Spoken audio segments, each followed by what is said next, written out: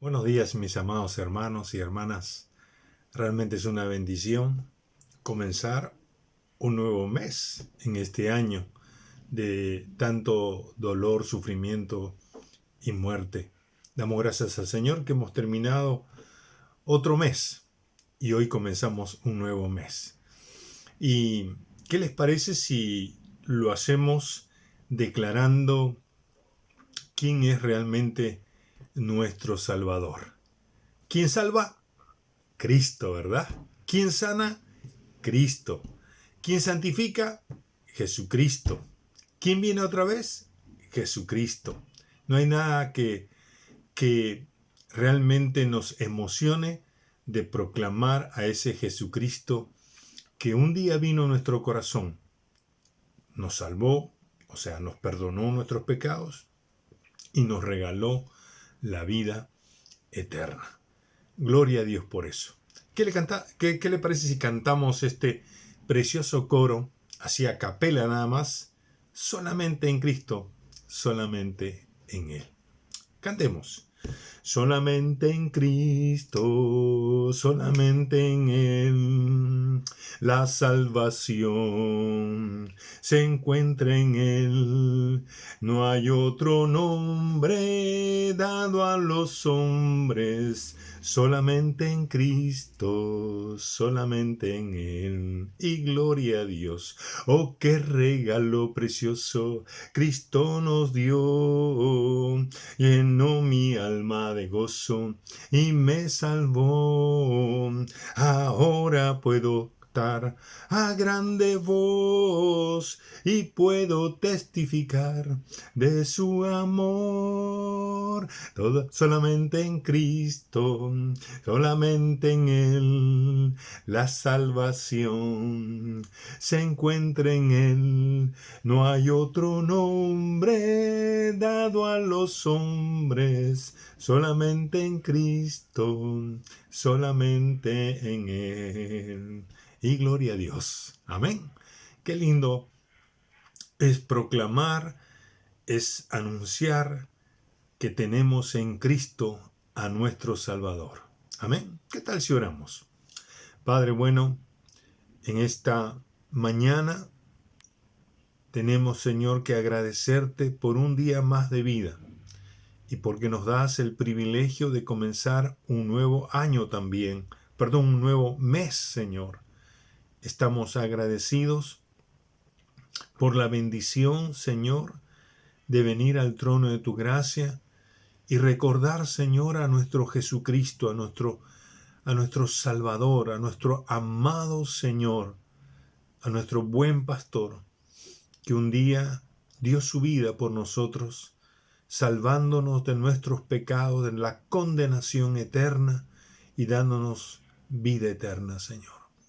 Por eso testificamos en esta mañana que no hay otro Salvador que no sea Jesucristo de Nazaret.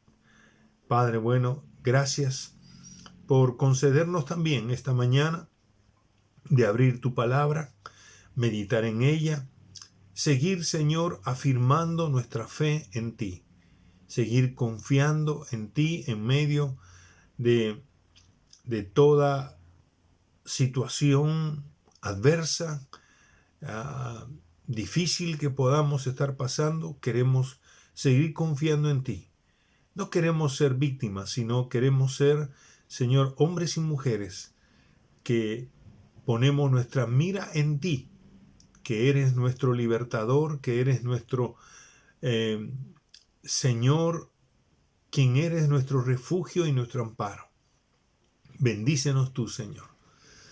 Y gracias una vez más, porque tenemos la bendición de abrir tu palabra y de escuchar tu voz. Y te pedimos que nos hables en el nombre de Jesús. Amén. Amén. Una vez más tenemos que agradecer al Señor porque, fíjese hermanos, si usted está leyendo, yo tengo acá en mi hojita de lectura y todo lo que yo he leído lo he coloreado, ¿no? Diciendo que ya he leído todo esto. Fíjese, hemos leído ya 9 meses las Sagradas Escrituras de manera cronológica, sistemática, y realmente hemos terminado todo el Antiguo Testamento y ahora iniciamos el Nuevo Testamento. Gloria a Dios. Hemos llegado al Evangelio, al primer Evangelio. ¿Cuál es el primer Evangelio del Nuevo Testamento? El Evangelio de Mateo, ¿verdad? Y esto realmente es una bendición. El Señor nos ha permitido ser fieles, perseverantes en la lectura de nuestra palabra que viene del Señor para animarnos, para consolarnos, para fortalecernos. Esta mañana, hoy nos toca leer el Evangelio de Mateo, capítulo 1 hasta el capítulo 4. Así que este es nuestro nuevo desafío. Tenemos 3 meses para terminar todo el Nuevo Testamento. Vayamos a Mateo. ¿Cuántos conocen a Mateo? ¿Se los han presentado? Seguramente cuando vive usted ahí a pagar sus impuestos, ¿verdad? Mateo es conocido como un publicano. Un publicano era uno que cobraba los impuestos. Lamentablemente, en los días del Señor Jesucristo, un publicano era mal visto por sus propios compatriotas, porque este publicano era judío que estaba sirviendo al Imperio Romano aquel entonces y obviamente se aprovechaba y cobraba, explotaba a sus compatriotas. Entonces tenían una mala reputación, era gente muy despreciable, muy odiada por el pueblo. Ahí está Mateo. Sin embargo, Dios llama a Mateo, le dice ahí en el capítulo 9 de este mismo evangelio, cuando lo llama, ¿no?, por nombre Leví, ven, sígueme, y Mateo se levanta y deja el banco de los tributos, es decir, el lugar donde él cobraba los impuestos. Y le sigue, una bendición, Mateo se convierte. Ahora bien, Mateo se convierte en uno de los apóstoles del Señor. Y un apóstol es un enviado del Señor, ¿verdad? Y su misión, creo yo, a la luz de las Escrituras o a la luz de lo que podemos ver en la historia, Mateo es uno de los embajadores del Señor, pero que particularmente escribe este libro. Y este libro tiene un tema central. El tema central es el reino de los cielos. Más de 50 veces se menciona la palabra reino en este Evangelio de Mateo. Y creo que particularmente Mateo está dirigiendo este Evangelio o está escribiendo este Evangelio para sus propios compatriotas. Pienso que Mateo se siente responsable ahora con su propia gente, esa gente a la cual de repente él mismo explotó, él mismo le hizo daño. Ahora él quiere darle a conocer esa buena noticia que encontró a su Salvador, que encontró a ese Rey prometido, a ese Mesías, a ese Cristo. Y entonces quiere compartirlo ahora, quiere darle esa buena noticia. Usted se acuerda de cuando él se convirtió, lo primero que hizo fue invitar a sus amigos. Hizo un gran banquete, ¿verdad? Por eso es que ustedes conocen seguramente el plan Leví. Hizo un gran banquete para que todos sus amigos vinieran y pudieran conocer a ese Jesús que ahora había cambiado su vida. Por eso, pensando en eso, y quiero que ustedes tengan en mente que Mateo escribe a sus compatriotas judíos de una manera particular y por supuesto a todo el mundo en general, pero en particular a un judío, y pienso de que él quiere evangelizar a un judío. ¿Y cómo lo hace? Es interesante que los primeros 4 capítulos, Mateo, según desde mi humilde observación de estos 4 capítulos, yo veo a Mateo argumentando que Jesús realmente es el Mesías, es el Cristo. Mesías en hebreo significa ungido. Cristo en griego significa ungido. En otras palabras, que Mateo está probando que Jesús es el ungido de Dios, es decir, el rey prometido en todo el Antiguo Testamento, ese rey libertador, salvador, que vendría por su pueblo. Es lo que está probando en estos primeros 4 capítulos. Ahora, se dice que los capítulos 5 al 7 se llamaría los estatutos del reino. El capítulo 8 y 9 serían sería las evidencias del reino. El capítulo 10 sería los embajadores del reino. El capítulo 11 y 12 serían los enemigos del reino. El capítulo 13 sería los ejemplos del reino. Y a partir del capítulo 14 hasta el capítulo 28 es ahí donde se revela que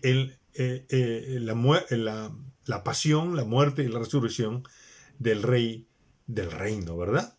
Entonces, este es más o menos un bosquejo rápido de Mateo. Pero, ¿qué es lo que me llamó la atención al leer estos 4 capítulos? ¿Cuántas veces ha leído usted el Evangelio de Mateo? Bueno, yo ya no me acuerdo. Pero esta vez que lo he leído, y lo he leído con tal detenimiento, la primera cosa que me llamó la atención fue la cantidad de profecías que había en estos cuatro evangelios. Y por eso les digo que yo creo que Mateo en este evangelio lo que está haciendo es probar que Jesús es el Mesías, es el Cristo, es el Rey prometido del Antiguo Testamento, que Dios había prometido para su pueblo que vendría a libertarles, a salvarles. Y Mateo en estos 4 capítulos da 10, yo diría, 10 pruebas, 10 palabras proféticas que prueban que Jesús es el Salvador. ¡Qué lindo! Fíjense, lo voy a hacer bien rápido. Abran sus Biblias, Mateo capítulo 1, 2, 3 y 4. En el capítulo 1, Mateo usa la genealogía del Señor, pero dirigido en la rama de la tribu de Judá. Es decir, José es el descendiente de la tribu de Judá. Y ustedes mirarán, el versículo 1 dice, libro de la genealogía de Jesucristo, hijo de David, hijo de Abraham. Y versículo 2 dice, Abraham engendró a Isaac, Isaac a Jacob, y Jacob a Judá y a sus hermanos. Es interesante que el énfasis está en la tribu de Judá. ¿Por qué?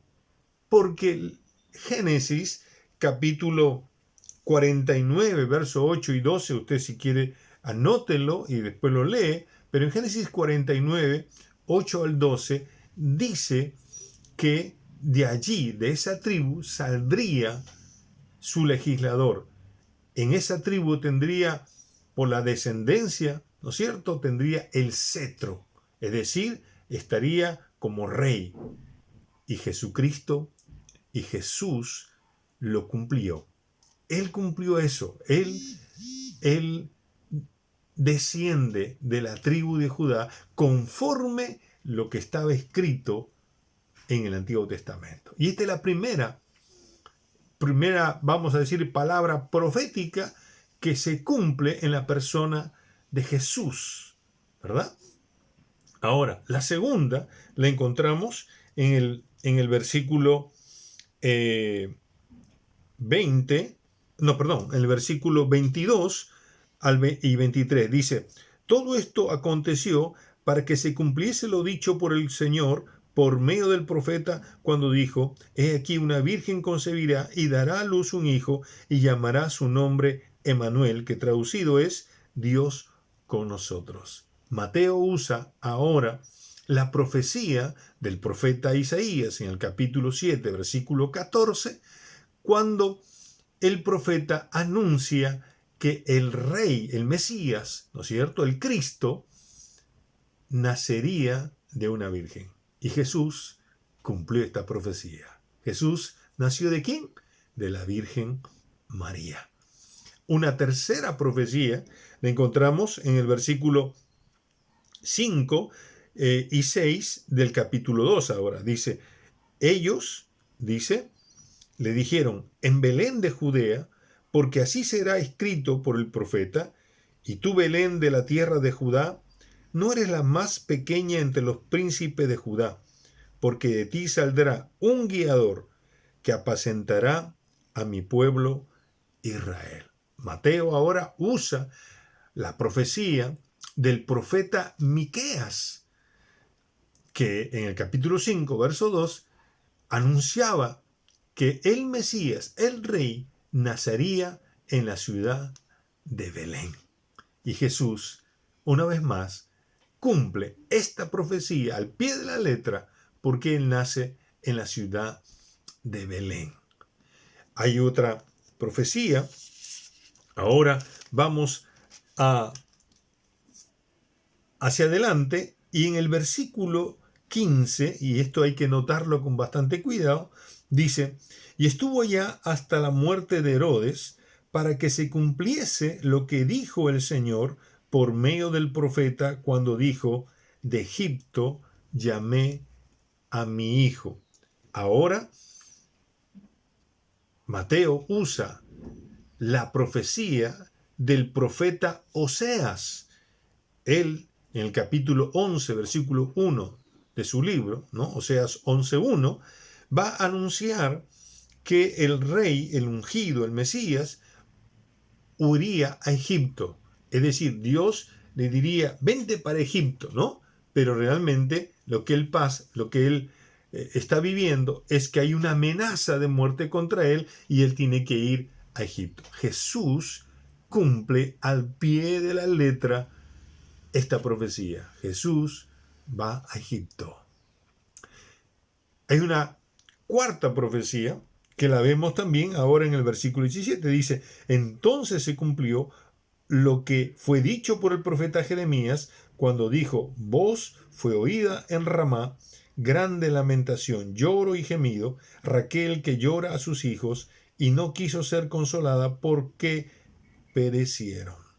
Y aquí Mateo ahora usa la profecía del profeta Jeremías, que está registrada en el capítulo 31 y 15 de este libro, porque él anuncia de que el rey, el Mesías, el Cristo, ¿verdad?, tendría que pasar la experiencia terrible de que este rey humano, Herodes, mandaría matar a todos los niños. Pero el rey, el Mesías, el Cristo, sobreviviría a esta matanza. Y Jesús, una vez más, cumple esta profecía. Él es un sobreviviente de esta amenaza y esta matanza también, porque muchos niños murieron en ese tiempo. Así que una vez más, Jesús está cumpliendo esta quinta profecía. Pero también hay una sexta profecía que la encontramos en el versículo 23. Esta es una de las quizás más complejas o complicadas, diríamos así. Dice el versículo 23, y vino y habitó en la ciudad que se llama Nazaret, para que se cumpliese lo que fue dicho por los profetas, que habría de ser llamado Nazareno. Ahora Mateo usa la profecía, y todos los eruditos así lo entienden, del profeta Isaías, que lo anuncia en el capítulo 11, verso 1 de este libro, que Jesús, o que el rey, el Mesías, el Cristo, sería llamado Nazareno. Ahora, si usted lee Isaías 11:1, no va a decir eso. Y en ninguna parte del Antiguo Testamento va a decir expresamente que Jesús sería llamado Nazareno. Ahora, los estudiosos, los entendidos, señalan de que en Isaías 11:1 va a decir el renuevo de David. Es decir, usa un término hebreo. Y quizás sería bueno leerlo rápidamente en Isaías 11:1. Dice lo siguiente. Permítame rápidamente. Dice, saldrá una vara del tronco de Isaí y un vástago retoñará de sus raíces. La palabra vástago aquí es una palabra similar a la palabra renuevo que se da en el capítulo 53, donde se habla del siervo sufriente. Dice en el versículo 2, Isaías 53 dice, subirá cual renuevo delante de él y como raíz de tierra seca. No hay parecer en él ni hermosura. Le veremos más sin atractivo para que le deseemos. Ahora, ¿qué nos está diciendo? La palabra hebrea, netzer, es la palabra hebrea que se usa aquí. Es decir, para vástago y para renuevo. Es similar. Esa palabra señala la característica de la humildad del rey. Y los entendidos dicen que esto se refiere más bien a que su apariencia no era muy atractiva, como dice Isaías 53. Y es entonces que se hace referencia a un término un poco despreciativo. Por eso que en el Talmud todos lo reconocen, el Talmud de los judíos, reconocen que Jesús y sus discípulos eran de Nazaret, eran llamados nazarenos. ¿Por qué? Porque ellos era gente por el pueblo medio menospreciados, ¿verdad? Usted se acuerda cuando Natanael le dice, ¿hay algo bueno de Nazaret, de Galilea? ¿Sale algo bueno de Nazaret? ¿No? Es decir, la gente despreciaba eso. Por esa razón se dice que Jesús aquí cumple también esa profecía de que él sería llamado nazareno. No esos que se rapan, sino, dice, será llamado nazareno, no nazareo, que es otra cosa, ¿no? Como Sansón, sino nazareno de ser Jesús de Nazaret, ¿verdad? Un pueblo un tanto, vamos a decir, marginado, despreciado en aquel momento. Ahora, otra vez Jesús cumple esta profecía.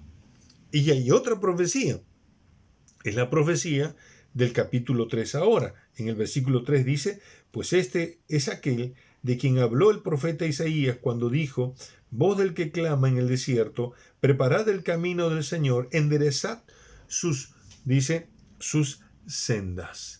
Ahora Mateo usa otra profecía del profeta Isaías, en el capítulo 40, el verso 3, donde ahora este profeta va a anunciar que el Mesías, el Cristo, el Rey, tendría a alguien que le prepararía el camino. Y ustedes ya saben quién es ese alguien, ¿verdad? Era Juan el Bautista. Así que Jesús cumple también al pie de la letra esta profecía, que Juan el Bautista vino antes de él para preparar el camino y para que él entonces se manifestara como el Mesías, como el Cristo.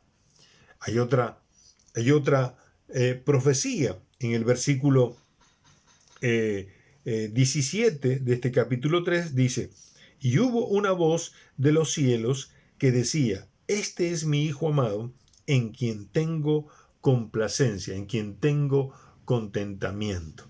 Y otra vez Mateo usa otra profecía del profeta Isaías en el capítulo 42, el verso 1, donde el Rey, donde el Mesías, donde el Cristo dice que Dios tendría contentamiento con su Hijo, en este caso con el Mesías. Y Jesús, una vez más, cuando él se bautiza, escucha una voz que dice desde el cielo, que obviamente es su Padre, que dice: este es mi Hijo en quien yo tengo contentamiento, en quien yo tengo complacencia. Una vez más, Jesús cumpliendo cada una de estas profecías. Y en el capítulo 4 encontramos, en los primeros 11 versículos, encontramos a Jesús siendo tentado por el diablo. Y entonces Jesús le responde con palabras que nacen de la Torá, es decir, de lo que vendría a ser el Pentateuco. Y Jesús está revelando aquí, ¿verdad?, que Él depende y obedece la palabra de Dios. En otras palabras, lo que Mateo usa es que las palabras proféticas anunciadas en la Torá son las cuales el rey, el Mesías, depende exclusivamente. Y es por eso que en Jesús, Él las cumple. Fíjense, 3 veces lo tienta el diablo. Y Jesús 3 veces responde con palabras no de Él, sino con palabras del Antiguo Testamento, específicamente de la Torá. Fíjense lo que dice versículo 4. Escrito está: no solo de pan vivirá el hombre, sino de toda palabra que sale de la boca de Dios. ¿Dónde está eso? Deuteronomio capítulo 8, el versículo 3. Luego le dice: escrito está también: no tentarás al Señor tu Dios.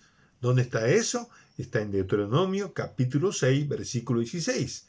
Y luego le dice: vete, Satanás, porque escrito está: al Señor tu Dios adorarás y a Él solo servirás. Y eso está también en Deuteronomio capítulo 6, el versículo 13.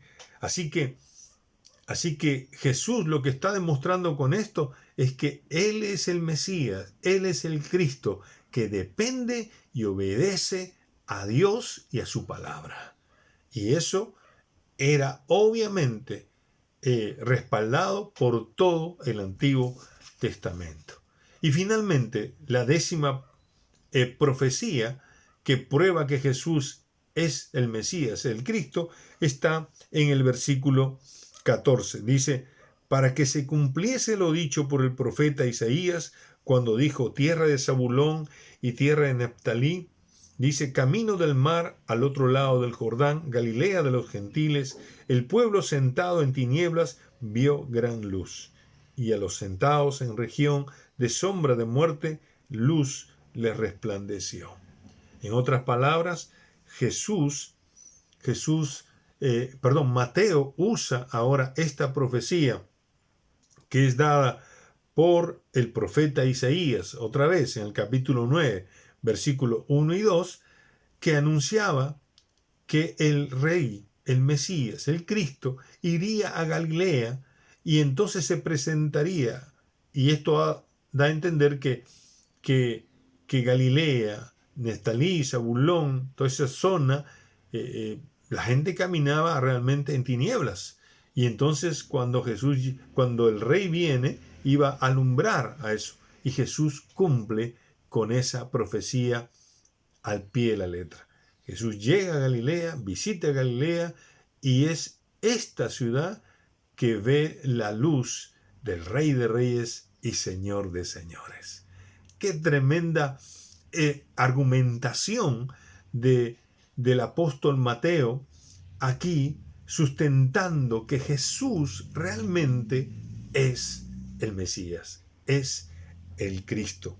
Por eso creo que Mateo ha argumentado fuertemente esta afirmación: Jesús es el Rey prometido, Jesús es el Mesías, Jesús es el Cristo, Jesús es el Salvador. ¿Por qué? Porque Él desciende de la tribu de Judá, porque Él nació de una virgen, la Virgen María, porque Él nació en la ciudad de Belén, porque Él fue llamado a ir a Egipto, porque Él sobrevivió a la matanza de los niños como estaba profetizado, porque Él sería llamado Nazareno, porque él tendría a alguien que le prepararía el camino, porque Dios el Padre tuvo y tiene contentamiento con él, porque él dependió y obedeció siempre a la palabra de Dios, y que él venía a dar luz y resplandor a las naciones que andaban en tinieblas. Por eso Jesús es el Rey de Reyes, el Señor de Señores, el Mesías prometido, el Cristo. Si tenemos que evangelizar a un judío, tendríamos que decirle que Jesús es el cumplimiento de las profecías del Antiguo Testamento. Y nadie puede dudar de eso porque están cumplidas al pie de la letra. Gloria a Dios. Mi querido hermano y hermana, nosotros no debemos perder nunca la oportunidad de seguir proclamando, porque tenemos a un Jesús que es nuestro Salvador, que es real, que Él cumplió todas las profecías y vino a morir en una cruz para perdonar nuestros pecados y darnos vida eterna, y de esa manera gozar el regalo de Dios. Así como su nombre, Mateo, significa regalo. Y por eso Mateo está regalando a los judíos hoy el regalo de la salvación. ¿Cuál es el regalo de la salvación? Es que ellos gocen del reino de los cielos que se ha acercado. Y el reino de los cielos está encarnado en la persona del Rey de Reyes y Señor de Señores, que se llama Jesús, Jesucristo, ¿verdad? Gloria a Dios, porque hoy tenemos un Salvador. Y ese Salvador tiene que ser anunciado en tiempo y en fuera de tiempo. Con pandemia o sin pandemia, debemos anunciar a ese Jesús. Nunca pierda el denuedo de hablar de Jesucristo, de proclamar a ese Cristo que nos salvó, a ese Jesús que hoy, con sus manos extendidas, nos recibe a todo aquel que aún todavía no ha entrado al reino de los cielos. Él está diciendo: venid a mí, venid a mí, venid al reino mío. Él nos invita a eso. Y si alguno de nosotros todavía no ha hecho, no ha aceptado esta invitación, pues le animo a que lo haga, porque no hay cosa más preciosa que estar al lado del Rey, y que el Rey pues nos gobierne con su gozo, con su paz, con su justicia. Gloria a Dios. Mi querido hermano y hermana, hoy tenemos que decir con todo nuestro corazón, con tal gozo en nuestro ser, es que Jesucristo es nuestro Salvador. Y dígalo personalmente, póngalo ahí en el Facebook: Jesucristo es mi Salvador y mi Señor. Gloria a Dios. Amén. Pero no se olvide, proclámenlo, anúncielo, porque tenemos un Salvador genuino, verdadero, que murió por nosotros, que para perdonar nuestros pecados y para concedernos la vida eterna. Amén. Vamos a orar. Padre bueno, gracias por tu palabra en esta mañana. Gracias, Señor, por darnos este regalo precioso de tu Hijo amado, de Jesús, el Mesías, el Cristo, el Salvador del mundo. Amado Padre, te ruego, Señor, que si alguna persona en esta mañana todavía se siente culpable de sus pecados, se siente que está lejos de ti, Señor, te ruego que tú los atraigas a ti con cuerdas de amor. Y permíteme, amigo, amiga, hermano, o alguna persona que de repente todavía no ha recibido a este Mesías, a este Cristo, quiero animarte que lo hagas, que abras tu corazón a Él. Él es el Rey que ha venido por ti, porque te ama, porque quiere hacer de ti una nueva persona, porque quiere que entres y goces del reino de los cielos. Así que te animo invítalo a tu vida. Que Él establezca el reino de los cielos en tu corazón, morando en tu vida. ¿Quieres hacerlo? Haz conmigo esta oración. Dile así: Señor Jesús, gracias por ser el Mesías, el Cristo, el Rey que había sido prometido desde la antigüedad y que llegaste a esta tierra para morir por mis pecados. Perdóname, Señor. Y ahora te recibo, creyendo que tú eres el Salvador de mi vida, porque fuiste a la cruz para derramar tu sangre por mí, para que mis pecados sean perdonados. Así que te recibo como mi Salvador y Señor. Ven a mi corazón. Gracias, Señor, por escuchar mi oración. Y gracias, Señor. Muchas gracias por venir a mi vida, a mi corazón. Amén. Sí, Padre, gracias por lo que estás haciendo ahora en alguna vida, Señor. Muchas gracias. Gracias, Señor, por darnos la oportunidad y el privilegio de proclamar a este Cristo glorioso que cambió mi vida, cambió la vida de muchos, Señor. Gracias, Padre.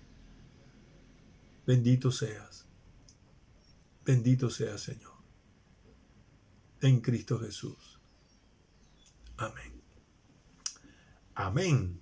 Gloria a Dios. Si usted hizo esta decisión, le felicito tremendamente, porque sin lugar a dudas, usted ha entrado al reino de los cielos. Si lo ha hecho, consciente, y se ha aferrado a la promesa de que Él vino para salvarlo. Mi querido amigo, amiga, escríbanos si es que usted ha entrado al Face de la Iglesia Alianza Cristiana y Misionera Callao y cuéntenos su experiencia.